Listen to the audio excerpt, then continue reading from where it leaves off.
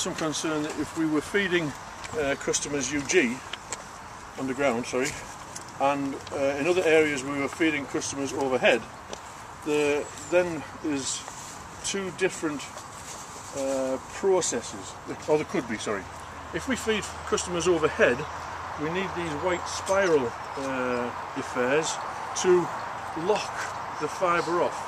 And the reason for locking the fibre off is that in the summertime, if you've got anything strung up between poles and houses, with the heat of the sun everything tends to sag a bit, okay? If the cable sags, the fibre inside it will sag.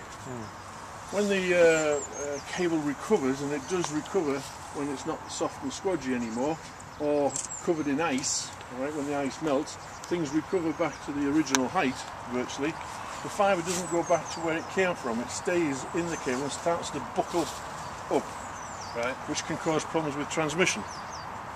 And so to overcome that buckling, what we do is we lock the fibre here by wrapping it around that spiral, which is just really saying you ain't going anywhere. Yep. And at the CSP, at the other end, we do a similar sort of locking mechanism, so the fibre's held like so, it goes nowhere, it doesn't move, right?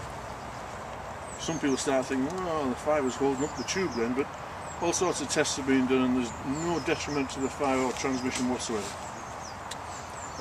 And then the underground variant wouldn't require this locking because it's just through the ground and comes up the front of your house, right?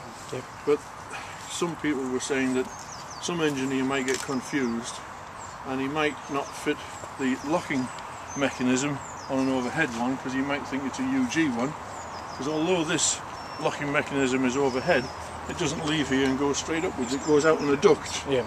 And he could think, oh, well, it's a UG feed, I won't fit me locking mechanism, which could cause problems for that customer later on. So to simplify things, everything is an overhead fed, albeit some go underground. Yeah. Does that make sense? Yeah. So there's only one procedure that he has to know and remember. Yeah. Can I just ask a question? Sure. When you're presented with this, and it's number 57 Acacia Avenue to place the order, how do you know which thing to bung it down? Which thing to bung it down? Okay, that's a good question. Okay, let's say, well, let's talk about the